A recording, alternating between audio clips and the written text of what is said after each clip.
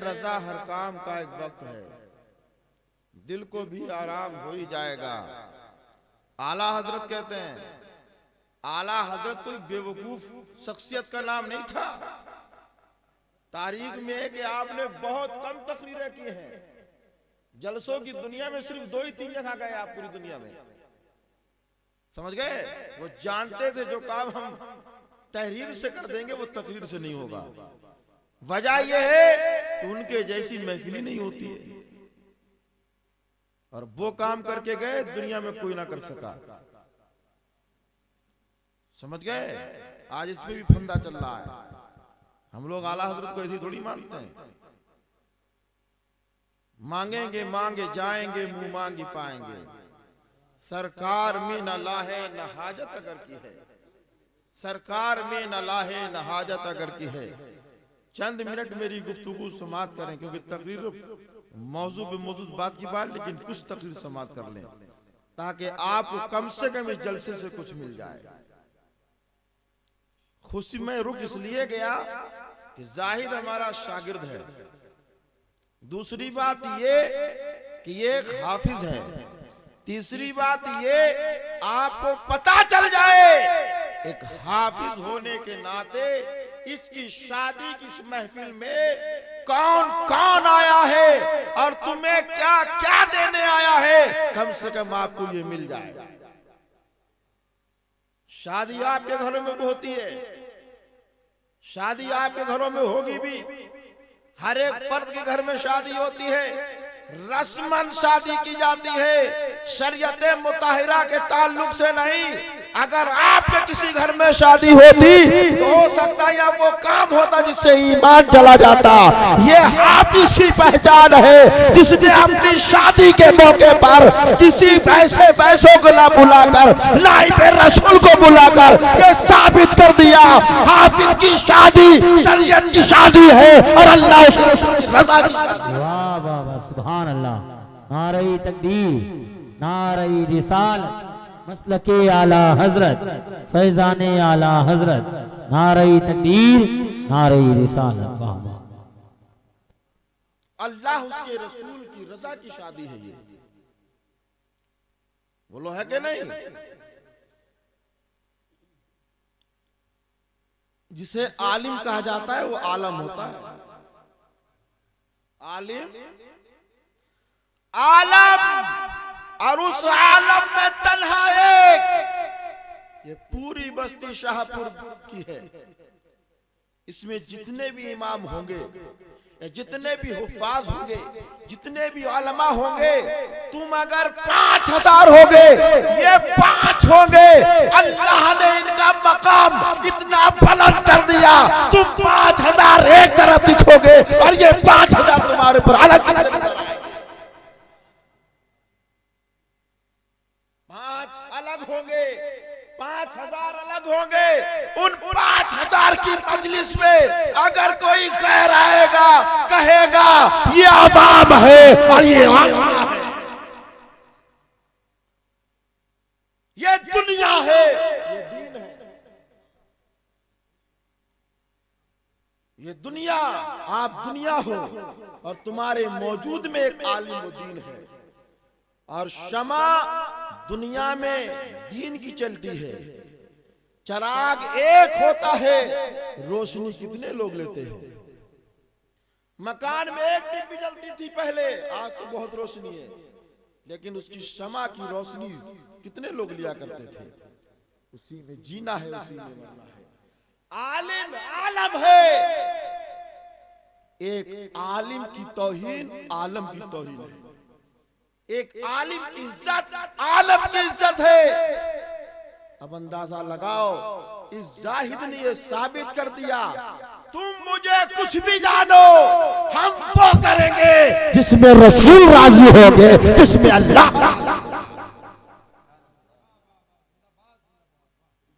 जिसमें रसूल राजी होंगे, जिसमें अल्लाह राजी होगा। कसम अल्लाह की, जिस महफिल में, जिस शादी में, जिस मकाम पर रसूल राजी हो गए और अल्लाह राजी हो गया तो दुनिया में भी कामयाब हो जाओगे, दुनिया में भी कामयाब हो जाओगे, आखिरत में भी कामयाब हो जाओगे। कोई बात, ये शादी तुम्हारे जैसी नहीं होगी। मेरा जहां तक ख्याल है, मैं शाहपुर को कम जानता हूं, हालांकि मैं दूसरी मर्तबा यहाँ आया हूं। अब ये नहीं पता कि यहीं आए थे और कहीं आए थे, दूसरी हाजिरी है मेरी। उसके बाद आज ही आए हैं। मेरे अजीजों, शादी को रस्म अदा मत करो। आप शादी को समझते क्या है? शादी है क्या ये? आपने तो शादी बेटी की इसलिए की है कि मेरे बाप ने मेरी शादी की थी। 18 साल का बच्चा हो गया बालिग, अब मेरी जिम्मेदारी बनती कि हम शादी करें। बात समझो, सही है गलत है ये? जितने बुजुर्ग बैठे, अगर इससे पूछा जाए तुमने शादी क्यों की इस बच्चे की, जहां 12 साल का बच्चा हुआ फिक्र लग जाती है बाप को, क्या मुझे इंतजाम करना चाहिए, मेरा बच्चा बालिग होने वाला है। कहता नहीं है लोगों से, दिल में सोचता है मेरे बच्चे की उम्र शादी की हो रही है, इंतजाम करना चाहिए। इधर से पैसा बचाना, उधर से पैसा बचाना, इधर मजदूरी करना, उधर मजदूरी करना, इधर खेत में फसल पैदा करना, उधर फसल पैदा करना, इधर तिजारत करना, उधर तिजारत करना। सब में से बचा बुचू के 1-2 लाख रुपए जमा किए, आपको फिक्र लग गई मुझे शादी करना है, मुझे शादी करना है, अपने मुझे फरीजे को अंजाम देना है। मेरे बाप ने मेरी शादी की, मैं इसको शादी कर उस अंजाम को, उस मंजिल को पहुंचाना चाहता हूँ। मगर सुनो, शादी इसलिए नहीं की जाती है मेरे बाप ने शादी की है, मैं अपने बच्चों की शादी करूं, या मेरे मोहल्ले में शादी हो गई अब मैं शादी करूं, इससे शादी नहीं होती है। कसम अल्लाह की, शादी इसलिए की जाती है कि मेरे नबी की सुन्नत है, एक सुन्नत को अदा करेंगे, 100 शहीद जिंदा होंगे, 100 शहीद जिंदा होंगे, वो इबादत करे, उनकी इबादत मेरे नाम है। बस सुभान अल्लाह। नारे तकबीर, नारे रिसालत, मसलके आला हजरत, जश्न शादी, नारे तकबीर, नारे रिसालत। वाह वाह, बात समझ में आ गई? आगे सुनिए, बोले या खत्म कर दें? बोलो। और ये हमसे मत कहो, ये आपके ऊपर है। यहाँ तो इंजन जब गर्म होगा तो फिर बंद कहाँ होगा? अल्लाह का करम है कि कुछ भी हो सकता है। मगर मैं जानता हूँ, मैं भी देहात से आता हूँ, बड़ा नाम खैरपुर का जरूर है, मगर वो भी देहात है। जानते हैं कि आदमी दिन भर काम करता है अपने खेतों में। मैं इसलिए गुस्से पे भी हूँ कि काम लोगों को देख के करना चाहिए, मगर दूसरी तकलीफ हमें यह भी है कि आपको ये मिला क्या है? सिर्फ रस्म के अलावा, सिर्फ रस्म के अलावा शादी की क्यों जाती है? मुफ्ती साहब बैठे हैं, से सुनो। अन निकाह मिन सुन्नती फमन रग़िब अन सुन्नती। ये कौन फरमा रहा? मेरे नबी। फलैसा मिन्नी, नबी फरमा रहे, मैं नहीं, नबी फरमा रहे हैं निकाह सबसे प्यारी मेरी सुन्नत है। क्या है? क्या है बोलो? सुन्नत है ना? क्या चीज? मेरी सुन्नत है निकाह। निकाह करना मेरी सुन्नत है। अब सुन्नत करने में बाजा कहीं नहीं है, नाच गाना कहीं नहीं है, मेहंदी लगाना कहीं नहीं है, पीला कपड़ा पहनना कहीं नहीं है। ये तो दुनिया में चले आ रहे हैं, ये वो फलाना दिमाग, ये कहीं नहीं है। सुन्नत में होता है कि जिस दिन से उस पाबंदी में बच्चा आ जाए, उसे चाहिए वो कुरान पाक की तिलावत करे, नमाज पढ़े, वह जमात इमाम पीछे नमाज पढ़े जाकर। जो उसके अंदर खामियां है ना, उन्हें उलमा से पूछे, इमाम साहब से जाकर, मैं सुन्नत नबी अदा करने जा रहा हूँ, इसमें होता क्या है? अगर तुझे नहीं मालूम है, इमाम के पास जा, हाफिज के पास जा, मौलवी के पास जा, मोहल्ले का अगर कोई पढ़ा लिखा इंसान इंसान है उसके पास जा, अगर कोई समझदार इंसान है उसके पास जा, अपनी माँ से पूछ, अपने बाप से पूछ, अपने बड़े भाई से पूछ, अपने रिश्तेदार से पूछ, अगर वो जानता है। हालांकि वो भी जानता नहीं है, जानने वाला एक आलिम होगा, एक हाफिज होगा, पढ़ा लिखा शख्स होगा, लेकिन वो कहाँ मिलेगा? मस्जिद के अंदर, मस्जिद के मुसल्ले पे मिलेगा, मस्जिद के हुजरे में मिलेगा, मस्जिद की अजान की जगह पर मिलेगा, अपने क़याम पर मिलेगा, अपने खाली वक्त पूछ जाके मैं सुन्नत अदा करने जा रहा हूँ, अपने नबी को राजी करने जा रहा हूँ, अपने नबी को खुश करने जा रहा हूँ, अपने नबी के करीब होने जा रहा हूँ। बता इसमें होता क्या है, इसमें मामलात क्या है, पढ़ना क्या है, कलमा पढ़ना कि नहीं पढ़ना, दुरूद पढ़ना कि नहीं पढ़ना, क्या करना है क्या नहीं करना है, मुझे कहीं पे शर्मिंदगी महसूस तो नहीं होगी? क्या बताओ, कोई पूछने जाता है, कोई जाता है इमाम के पीछे, अरे बजाए जाने के उसके अंदर इतनी पाबंदी लगा दी जाती है, कहीं चाकू टांग दिया जाता है, कहीं कलाबा पहना दिया जाता है, कहीं उसके बंदिशें हो जाती है, दरवाजे के बाहर नहीं निकलेगा, तुझे जादू हो जाएगा, दरवाजे के बाहर नहीं जाएगा, किसी के घर के खाएगा नहीं, मोहल्ले में जाएगा नहीं, लोगों की नजर गलत है, लोगों का किरदार गलत है, लोगों का मामलात गलत है, अब बाहर नहीं जा रहा है। किसने पाबंदी लगाई? चचानी ने आकर। किसने पाबंदी लगाई? फूफी ने आकर। किसने पाबंदी लगाई? माँ ने। किसने पाबंदी लगाई? बाप ने। किसने पाबंदी लगाई? मोहल्ले की औरतों ने। अरे इससे जरा पूछ, तूने किस किताब में पढ़ा है कि घर से बाहर नहीं निकला जाता?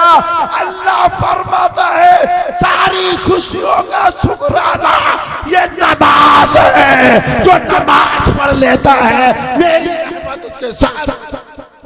वाह वाह वाह, नारे तकबीर, नारे रिसालत, मसलके आला हजरत, फैजाने आला हजरत, जिक्र गौसुल वरा, नारे तकबीर, नारे रिसालत। वाह, समझ में आ रही है?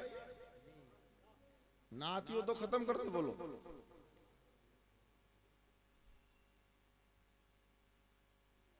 बता देना, खत्म कर दी। क्या होना चाहिए था कि मुझे सारी खुशियों के बाद अगर अल्लाह के लिए हम सजदा कर दें और उससे तलब कर लें, मेरा रब खुश होगा और दुनिया की हर बहार तेरे मुकद्दर में लिख देगा। जो तेरे मुकद्दर में नहीं भी लिखा था अल्लाह उसको भी लिख देगा और कहेगा यही मेरा बंदा है जो मेरी रजा के लिए अदा कर रहा है, मेरी रजा के लिए कर रहा है। सुनो, ज्यादा वक्त ना लेके, शादी क्यों की जाती है ये मैं मौजू दे रहा हूं, सुन लीजिएगा। मैंने जिंदगी को 60 साल में तकसीम किया आज के दौर में। कै साल में? ये मैंने तकसीम किया है सिर्फ आपको समझाने के लिए। बाकी हमसे ज्यादा पढ़े लिखे लोग बैठे हैं, बाकी इनसे पूछते रहना। मैंने जिंदगी को 60 साल में तकसीम किया। कहां ऐसा है उसको यहां बैठा लो ताकि वो अपनी अहमियत समझ जाए। इधर बैठो आके, वहां क्या बैठो गपशप के लिए। औरतें भी सुने दांत फैला रही हैं। सरकार ने शब मेराज में फरमाया कि मैंने जिब्रील से पूछा और नबी फरमाते मेरा चेहरा इतना सख्त था, आपने देखा क्या? फरमाया सबसे ज्यादा जहन्नम में मैंने औरतों को जलते देखा है। ये दांत फैला रही है, तो नमाज पढ़ती भी नहीं है, न नमाज पढ़ने देती है, ना अल्लाह को खुद राजी करती है, ना अल्लाह को राजी करने देती है। यही वजह है शबे मेराज की रात में नबी ने फरमाया सबसे ज्यादा औरतों को मैंने जहन्नम में जलते देखा। ये हदीस है, मनगढ़ंत बात नहीं है, कोई कहने से कहता हो। मगर मेरा मौजू उधर नहीं है, मैं जो बात कर रहा हूं सुनिए और यहाँ के लोगों को बताइए, दर्श दे रहा हूं। मैंने इंसान की जिंदगी को 60 साल में तकसीम किया है। हालांकि मैं कादिर नहीं, अल्लाह कादिर है। एक दिन में भी मौत आ सकती है, जरूरी नहीं कि 60 साल जिए, मगर आज के माहौल के एतबार से जैसे न किसी नबी की जिंदगी 900 साल, किसी की 100, किसी की 63, किसी की कुछ हुई, मगर दौरे हाजिर के एतबार से मैंने 60 साल को तकसीम किया है। और इन 60 साल को हमने 3 भागों में तकसीम किया। मैं वो आपको समझाकर इस मिंबर से गुजर जाऊंगा और ये बताऊंगा कि तुम अपनी हैसियत को समझ जाओ, अपनी हैसियत को समझो, तुम्हारा मकाम क्या है। बच्चा माँ की गोद में आया, तवज्जो आज रखिए, माँ की गोद में आया, बाप खुश हो गया। माँ के कानों में आवाज गई, मेरा बच्चे की रोने की आवाज आ रही है, खुश हो गई। भाई ने सुना खुश, चाचा ने सुना खुश, मामू ने सुना खुश, सब खुश हो गए। लेकिन जिस माँ ने पैदा किया वो भी खुश हो गई। उसे तकलीफ का उस वक्त महसूस नहीं है कि हमारी जान पे पड़ी थी, कितनी भी उसे तकलीफ थी। आका इरशाद फरमाते हैं, आका अलैहिस्सलाम से एक सहाबी ने अर्ज किया, या रसूल अल्लाह सल्लल्लाहु अलैहि वसल्लम, मैंने अपनी माँ को 7 हज अपनी पीठ पर लाद कर, अपनी पिंडों पर बैठाल कर मैंने 7 मरतबा तवाफ काबा कराया, 7 मरतबा सफा मरवा की सही कराई है। एक बार नहीं, 7 मरतबा मैं गया, मैंने हज 7 मरतबा कराया। हुजूर फरमाए, क्या मैं अपनी माँ के हक से अदा हो गया हूँ? मेरे आका करीम का चेहरा चर्द पड़ता है। फरमाते सहाबी, तू माँ का हक अदा करने आया है? अरे तूने 7 हज अपनी पीठ पर लाकर जब करा दिए, तू हक का एहसास दिलाने माँ के लिए आया। अभी तो तूने इस माँ के एक दर्द का, जब तूने पहली करवट अपनी माँ के शिकम में ली थी, उस दर्द का भी बदला अदा ना हो सकता, उस दर्द का भी बदला तू अदा ना कर सका, तो बता माँ का हक कैसे अदा करेगा? लेकिन सुनो, बाहर आ गया, कान में आवाज आई, अभी आपके ऑपरेशन कर दिया जाए तो कई घंटे तकलीफ होगी साहब। नशे का इंजेक्शन फूंका जाता है, ऑपरेशन हो जाता है, उसके बाद भी 4-6 घंटे के बाद, लगभग 12 घंटे के बाद कहीं तुम्हारा दर्द रुकता है। बोलो रुकता कहीं रुकता है? जिनके ऑपरेशन हो चुके उन्हें एहसास है, मुझे मालूम है ऑपरेशन क्या चीज है। अब अंदाजा लगाओ, जब माँ के शिकम से बाहर आया, माँ को कितनी तकलीफ हुई होगी। उस तकलीफ का कोई अंदाजा लगा सकता है? बोलो जरा आप। जान इधर से उधर है, या तो कब्र में है या तो दुनिया में है, एक आन में इधर से उधर हो गया, न जाने कहां चांद टिटकी हुई है, मलकन मौत नजर आ रही है, कहीं मेरी जान न निकल जाए। शौहर बेहाल, माँ बेहाल, बहन बेहाल, न जाने क्या हाल होगा, किस परेशानी में होगी। मेरी बेटी बचेगी या नहीं बचेगी, मेरा बेटा बचेगा या नहीं बचेगा। हर इंसान मुश्किल में होता है। जब ऊपर वाले इतनी मुश्किल में हुआ करते हैं, जिसके ऊपर तकलीफ होगी उसे कितनी तकलीफ होती होगी, उसका दर्द कैसा होगा, उसकी शिद्दत कैसी होगी, वो परेशानी कैसी होगी। ऐ मेरे अजीजों, मैं आपको 60 साल बताकर यहाँ से गुजर हो जाऊंगा। आप समझ लेना कि मैंने आपको क्या सबक दिया है, मैंने आपको क्या दर्स दिया है। यही बात कहकर मैं गुजर जाऊंगा। लेकिन कसम अल्लाह की, इतनी तमाम तकलीफें बर्दाश्त करने के बाद जब कान में आवाज अपने लगते जिगर की आए तो दर्द भूल जाती है, चेहरे पे मुस्कुराहट, चेहरा फूल की तरह खिल जाता है। चेहरा गुलाब की तरह महकने लगता है, तकलीफ का एहसास नहीं होता है, चेहरा मुस्कुरा जाता है। ऐ नौजवान सुन, अब तेरी जिंदगी का सफर शुरू हुआ। ये जाड़े आने वाले हैं, रात में तू पेशाब करता है और माँ तेरे गीले पे लेटती है और तुझे सूखे में लिटाती है। ये सफर मुख्तसर में पहुंचा 15 साल की उम्र तक।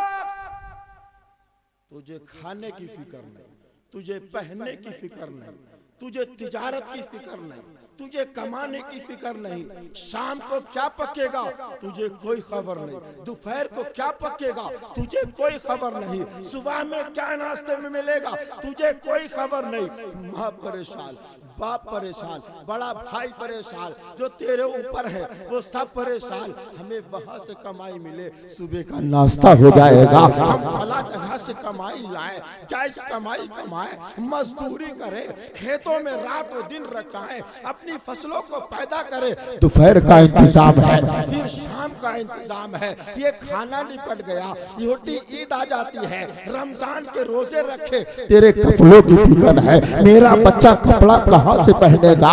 बकरा ईद आ जाती है, तेरे कपड़ों की फिक्र है, मोहल्ले में शादी हो गई, तेरे कपड़ों की फिक्र है, तेरे जूतों की फिक्र है, तेरे पैरहन की फिक्र है, तेरे इंतजाम की फिक्र है। अपना बाप फटा पहनता है, अपना लुंगी से गुजार देता है, बगैर चप्पलों के गुजार देता है, मगर महफिल में ये 15 साल का बेटा अलग दिखना चाहिए, चमकदार दिखना चाहिए, खूबसूरत दिखना चाहिए। कौम ये कहे कि ये किसी फला का बेटा है। हर बाप सोचता है, हर माँ सोचती है मेरा बेटा सारों में अच्छा चमकना चाहिए, सब में बेहतर दिखना चाहिए।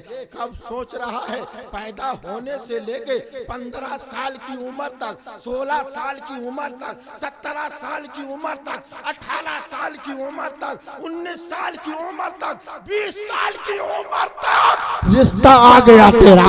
तेरे 20 साल गुजर गए अपने माँ बाप के कहने के ऊपर, अपने माँ बाप पर तुझे खबर नहीं थी घर में कहाँ से आ रहा है, गल्ला कहाँ से आ रहा है, पकने को कहाँ से आ रहा है, नमक कहाँ से आ रहा है, कपड़ा कहाँ से आएगा, शादी का इंतजाम कहाँ से होगा, तुझे कुछ नहीं मालूम है।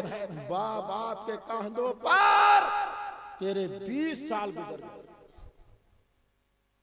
कितने साल गुजर गए आप बताओ, तकलीफ खत्म करें? आप बताते रहे ना, आप तो ईशा के टाइम से सुन रहे हो, तो ईशा के टाइम से आप समझ में कुछ आ रहा है मेरी? याद रखोगे 20 साल गुजर गए किसके? आज जाहिद के।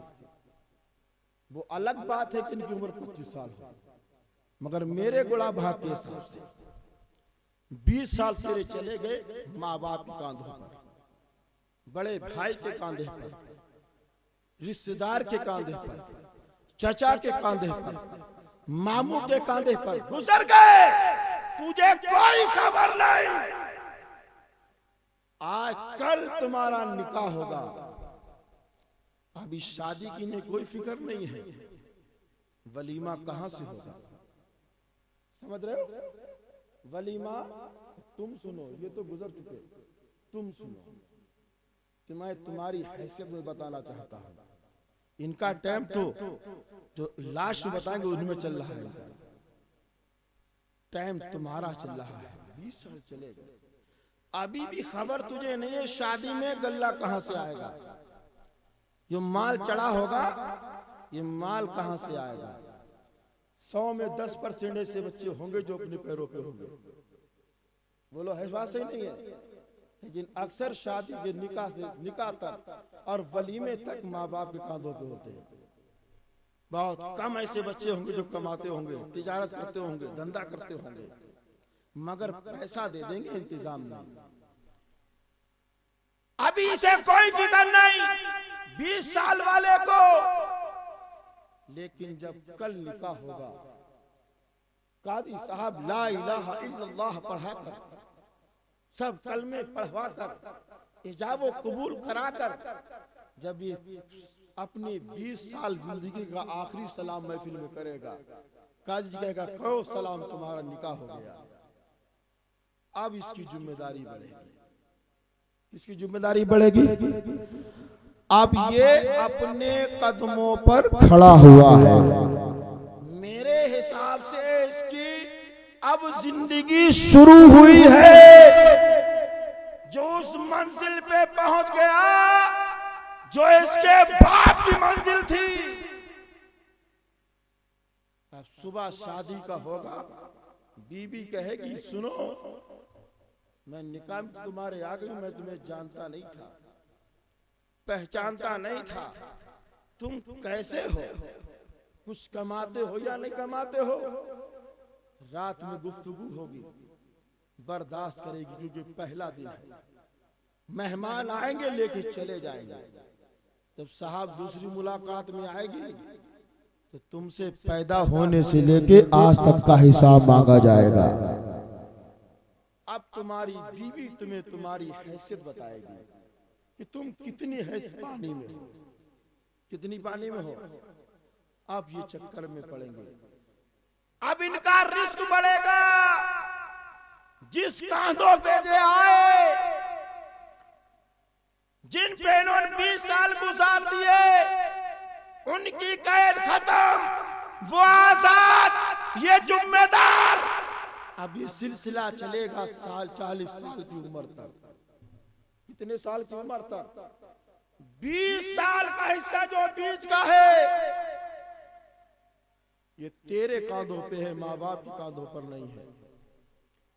और ये हर किसी के साथ है। आज तुम बच्चा हो तो कल जवान होगे, जब कल जवान होगे तो कभी बुढ़ापा भी तेरा आएगा। 20 साल जिंदगी तुझे अपने कदमों पर, माँ बाप अभी हैसियत में है, कमाने के, खा रहे, पी रहे, पैदा कर रहे, लेकिन माँ बाप हो गए 40 साल के पार चलने लगे। तेरी उम्र 40 साल हुई, अब तेरे लिए अल्लाह ने बदला लिख दिया। बदला, वो बदला कौन सा है? जो तेरी जिंदगी का 20 साल था, अपने माँ बाप के कदमों पर चला। अब वही माँ बाप 40 साल के बाद तेरे ऊपर चल रहे हैं। तू कमा, तू पहना, तू खिला, तू पैदा कर। जब बाप जवान था तेरी परवरिश की है, अब तू जवान है, माँ बाप का ख्याल ना। 20 साल तक जो तेरे माँ बाप के पिछले गुजर गए, उसका बदला तेरे ऊपर आ चुका है। अब अपने माँ बाप का तू है। बात समझ में आ रही है? अगर ना आती हो तो बताओ, मैं गलत तो नहीं बोल रहा हूं। 40 साल के बाद जो जवान था वो खड़खड़ाने लगता है, कमाने की स्थिति खत्म हो जाती है, खेत जाने का मसला खत्म। अब तेरे कांधों पर है। जो 20 साल तूने अपने माँ बाप के कांधों पर गुजारे, अब वही माँ बाप अब तेरे सहारे चलेंगे। अल्लाह ने बुढ़ापे में वसीला अपनी औलाद को बना दिया है। मगर ये मत सोच कि तेरे सामने तेरे माँ बूढ़े हैं। अगर तूने आज अपने माँ बाप की बेकदरी कर दी तो कल 40 साल के बाद तू भी आएगा, तेरी औलाद तेरी बेकदरी, तेरी औलाद तेरी बेकदरी करेगी। ये तो ये आज कल का आना जाना है। आज हम जवान है तो कल हम बूढ़े हो जाएंगे। आज हम जवान है कल मेरा बच्चा जवान हो जाएगा। आज हम बूढ़े हैं तो कल हम बूढ़े हो। शादी का नाम यही है। शादी का नाम ये नहीं है कि रंडी नचाली और मामला खत्म हो गया। शादी इसलिए की जाती है कि मेरे मुस्तफा मुझसे राजी हो जाए।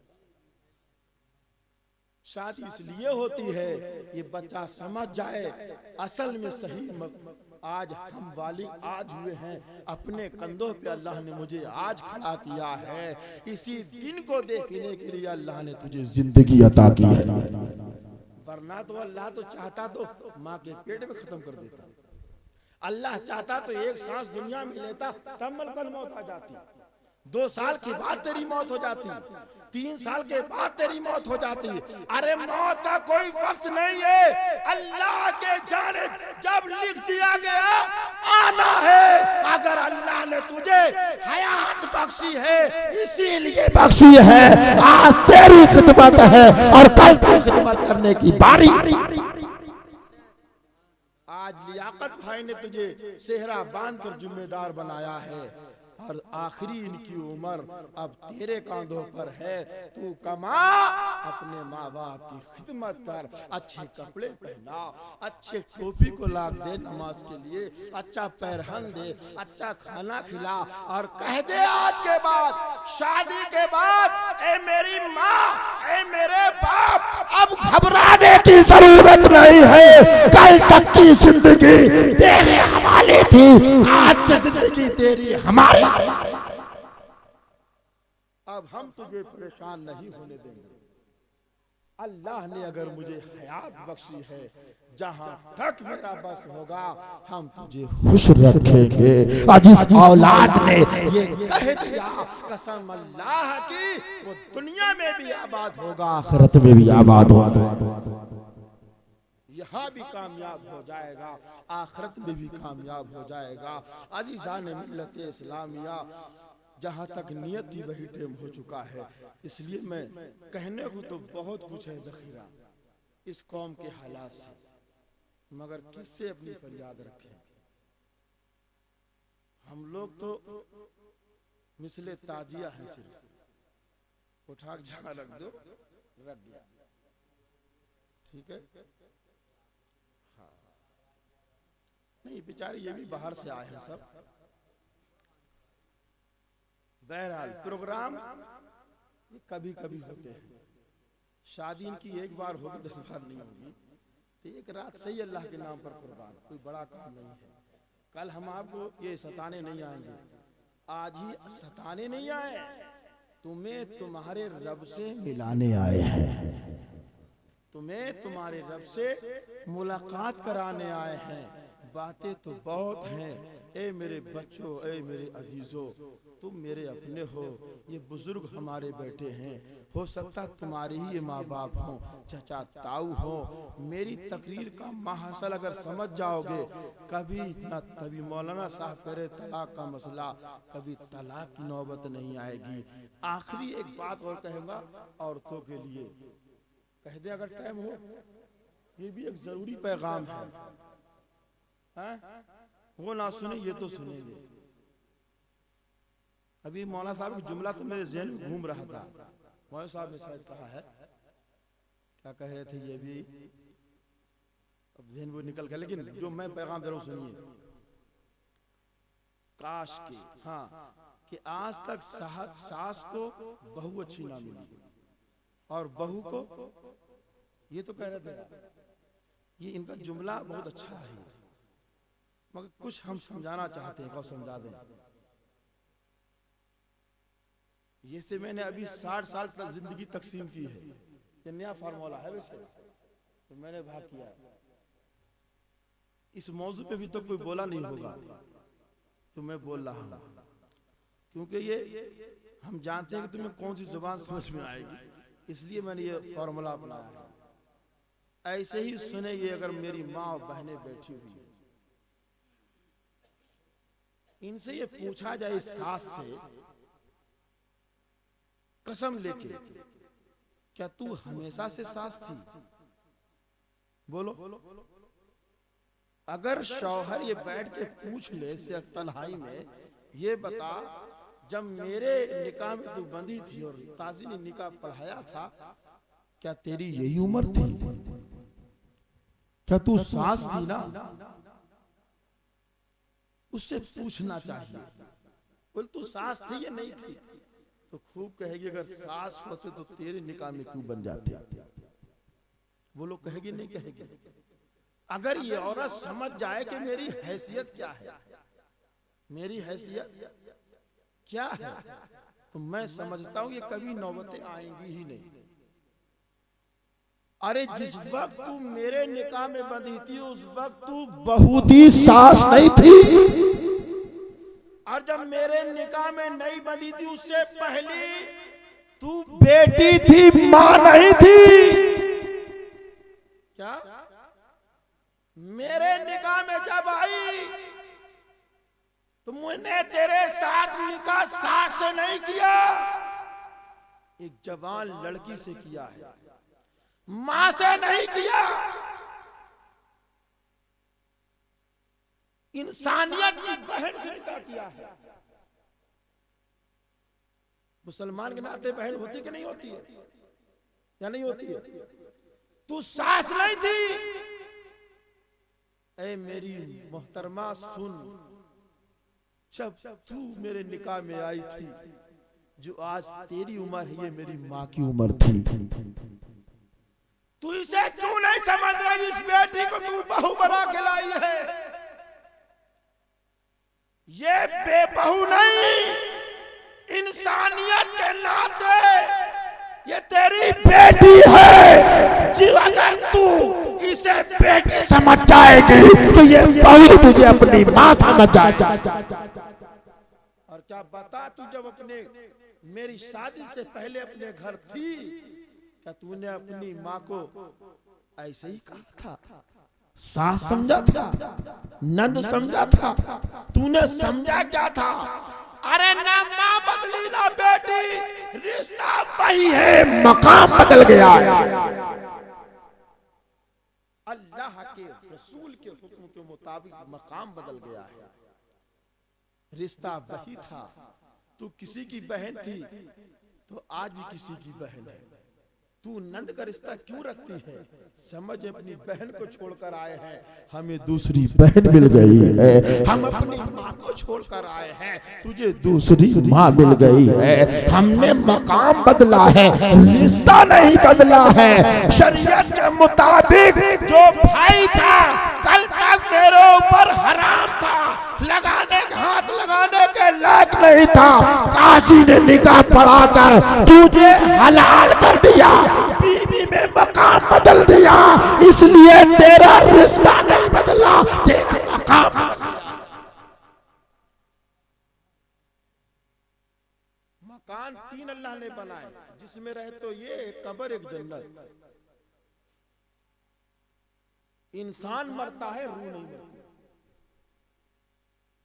क्या इंसान मरता है?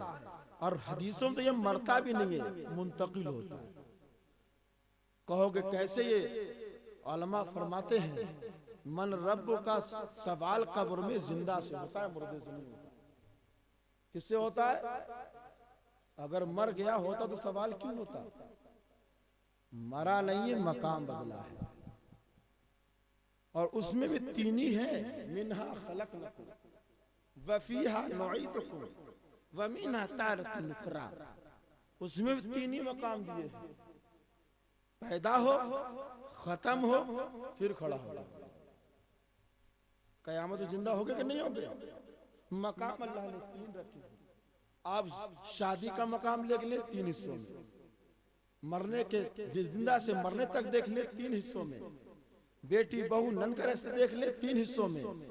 अल्लाह ने ये तीन का आदात ऐसा बना दिया जो शुरू अबद से लेकर और कयामत तक इसका कोई मुकाबला नहीं कर सकता है। मेरे अजीजों, इस माँ को समझा, ये तेरी बहू नहीं है, तेरी बेटी की तरह है। तू अगर बेटी समझ जाएगी तो ये तुझे माँ समझ जाएगी, और जब माँ समझ जाएगी तो तेरे अंदर झगड़ा नहीं बल्कि अल्लाह की रहमतें नजर, अल्लाह की रहमतें तेरे घर में आ जाएंगी। न तलाक होगी, न झगड़ा होगा, न बंटवारे होंगे, कुछ नहीं होगा। आए थे खेलने, खेलते हुए मरेंगे, फिर जिंदा होंगे, कयामत का हम मंजर देखते नजर आएंगे। हमारा यही आपसे पैगाम है इस शादी के मौके पर, और शादी का महसल ही यही है। शादी ऐसे करो जो अल्लाह के रसूल ने हमें इजाजत अता फरमाई। मेरी बातें समझ में आई आप लोगों को? अमल करेंगे, याद रखेंगे, अगर कुछ हो सकता हमसे गलती भी हो गई, इंसान हूँ मैं, सोचने के महासल से मैंने ये सब बातें आपसे की हैं। मैं अल्लाह से दुआ करता हूँ, हो सकता हमसे कोई गलती हो गई हो। इस पैगाम पहुँचाने में आप सबकी मौजूदगी में अल्लाह ताला से मैं तौबा करता हूँ। अस्तगफिरुल्लाह रब्बी मिन कुल्लि ज़ंबि व अतूबु इलैह। ए अल्लाह हमारे गुनाह गलतियों को माफ़ फरमा दे और मुझे बख्शे हुए में शुमार फरमा। करमा पढ़े ला इलाहा इल्लल्लाह मुहम्मदुर रसूलुल्लाह सल्लल्लाहु ताला अलैहि वसल्लम। इस शेर के साथ बद सही चोर सही, बद सही चोर सही, अरे मुजरिमो नाकारा ही सही, ऐ वो कैसा ही सही तू करीमा तेरा।